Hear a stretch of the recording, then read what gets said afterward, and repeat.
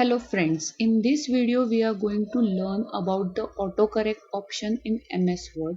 If you are working on MS Word and if you require a particular word again and again, then we can make the short form of it. Like if I want a text school again and again inside my document, then I can create a shortcut for it.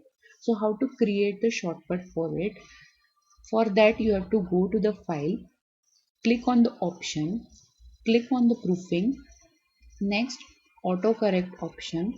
Here I have to type TS and replace with tech tech school and click on the add. Once you click on the add, it will get inside your list and click OK. Again click OK. When you click OK and type here TS like this and enter, it will convert it to the text mode. In the similar way, I have created for the MSW and created like this. So when you type MSW and enter, it will convert to the MS Word. So in this way, you can create your own autocorrect. Next thing, how to edit the autocorrect. If you want to, this MS Word should be like MS Word, not like this.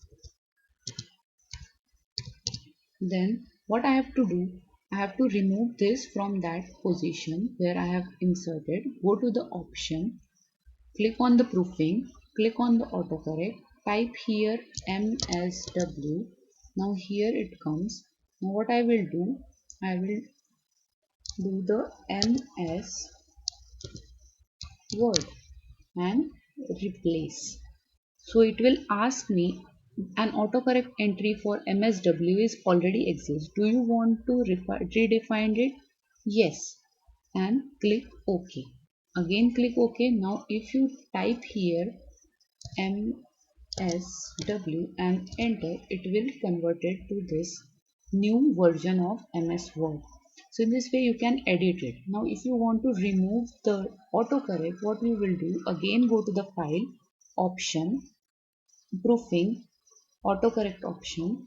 Now I want to remove that MSW. Just select it, delete it and OK.